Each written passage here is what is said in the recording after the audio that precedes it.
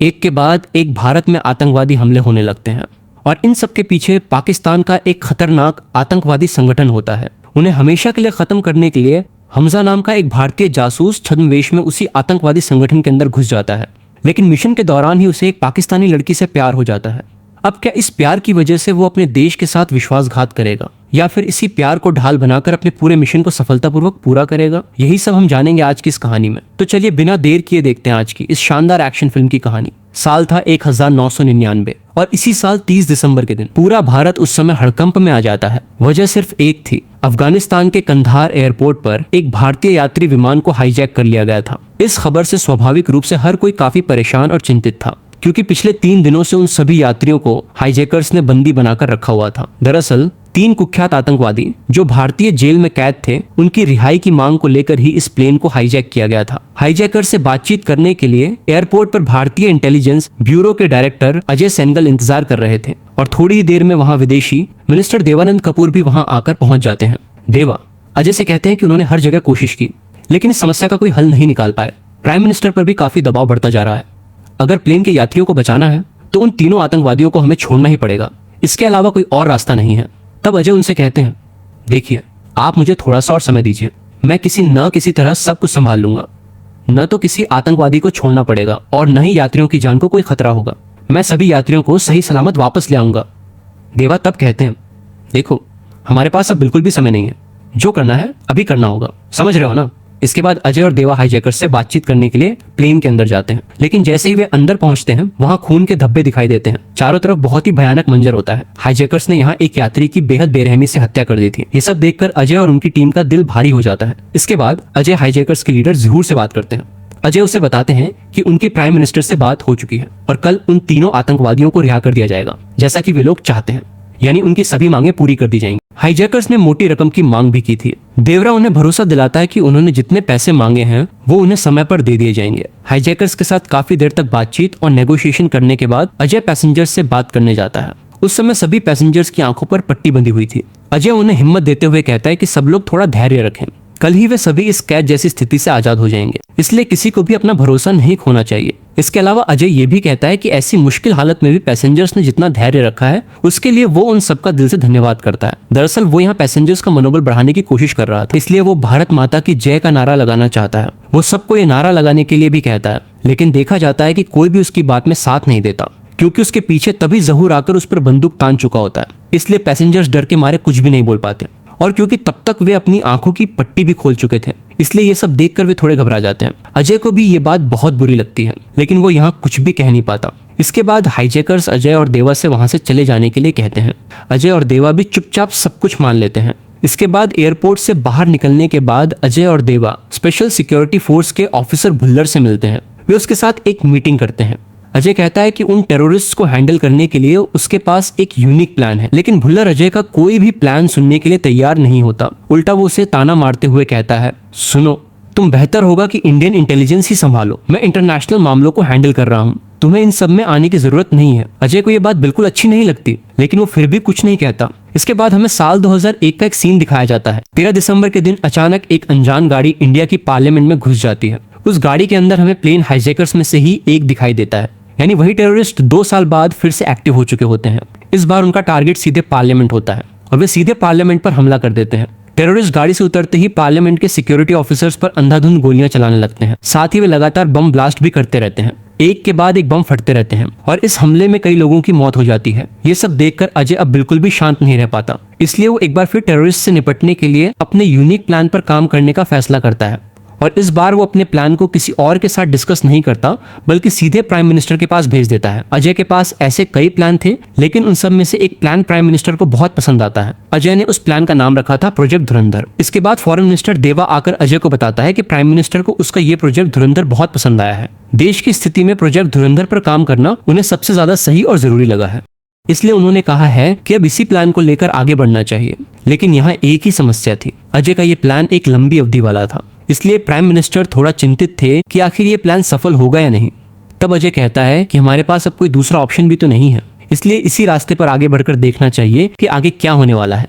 कोशिश करके देखने में कोई बुराई नहीं है, देश के लिए इतना जोखिम तो लेना ही पड़ेगा। इसके बाद हमें साल 2004 का एक सीन दिखाया जाता है। यहाँ हम हमजा नाम के एक आदमी को देखते हैं। उसके बाल पूरी तरह बिखरे हुए थे और उसने बहुत ही मैले कपड़े पहने हुए थे। हमजा अफगानिस्तान से पाकिस्तान जा रहा था। सबसे पहले वो पाकिस्तान के कराची शहर में पहुंचता है, फिर वहां से वो लियारी नाम की जगह पर चला जाता है। कहा जाता है कि लियारी इतनी ताकतवर जगह है कि अगर कोई लियारी पर कब्जा कर ले तो वो पूरे कराची को कंट्रोल कर सकता है। हमजा के पास लियारी के एक जूस की दुकान चलाने वाले इस्लाम का नंबर था, इसलिए हमजा सीधे इस्लाम की दुकान पर पहुंच जाता है। वो इस्लाम से काम मांगता है, यानी वो उसकी दुकान में काम करना चाहता है, लेकिन इस्लाम कहता है कि यहाँ कोई काम नहीं है।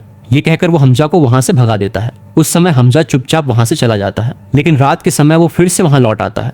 जब इस्लाम अपनी दुकान बंद कर रहा होता है तभी उसकी नजर हमजा पर पड़ती है। इस्लाम उससे कुछ कहने ही वाला होता है कि तभी कुछ लोकल गुंडे वहां आ जाते हैं और हमजा को देखकर उसे परेशान करने लगते हैं। शुरू में हमजा सब कुछ चुपचाप सहन करता रहता है, लेकिन बाद में वो बहुत गुस्सा हो जाता है। गुस्से में वो उन गुंडों को मारने के लिए आगे बढ़ता है, लेकिन जैसे ही उसकी नजर इस्लाम पर पड़ती है वो तुरंत खुद को कंट्रोल कर लेता है और वहीं रुक जाता है। लेकिन गुंडे गुस्से में आकर हमजा को बहुत बुरी तरह मारने लगते हैं। उन्होंने उसकी हालत बिल्कुल खराब कर दी थी। बेचारा शायद वहीं अपनी जान भी गंवा देता, लेकिन तभी अचानक वहां गश्त कर रही पुलिस आ जाती है।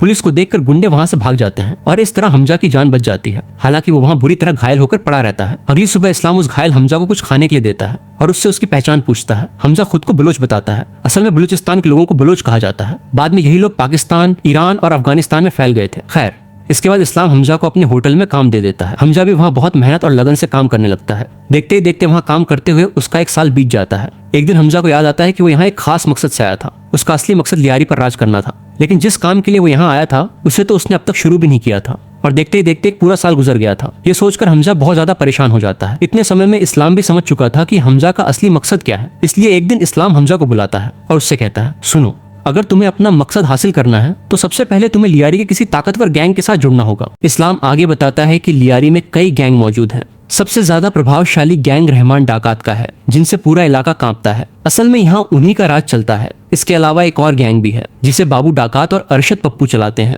उस रात हमजा को जिन लोगों ने पीटा था वे बाबू डाकात और अरशद पप्पू के ही आदमी थे। इस्लाम फिर आगे बताता है कि रहमान डाकात एक बलोच है, इसलिए अगर हमजा किसी तरह रहमान डाकात के गैंग में शामिल हो जाए तो उसके लिए वही सबसे अच्छा होगा। लेकिन हमजा ये समझ नहीं पा रहा था कि इस रहमान डाकात और बाबू डाकात के बीच क्या रिश्ता है, क्योंकि दोनों के नाम के साथ डाकात जुड़ा हुआ है और अगर इनके बीच कोई रिश्ता है तो फिर इनकी गैंग अलग अलग क्यों है। तब इस्लाम उसे सच बताता है। बाबू डाकात दरअसल रहमान डाकात का सौतेला बाप है। जिस दिन रहमान को अपनी माँ और बाबू डाकात के रिश्ते के बारे में पता चला था, उसी दिन उसने अपनी माँ की बेरहमी से हत्या कर दी थी।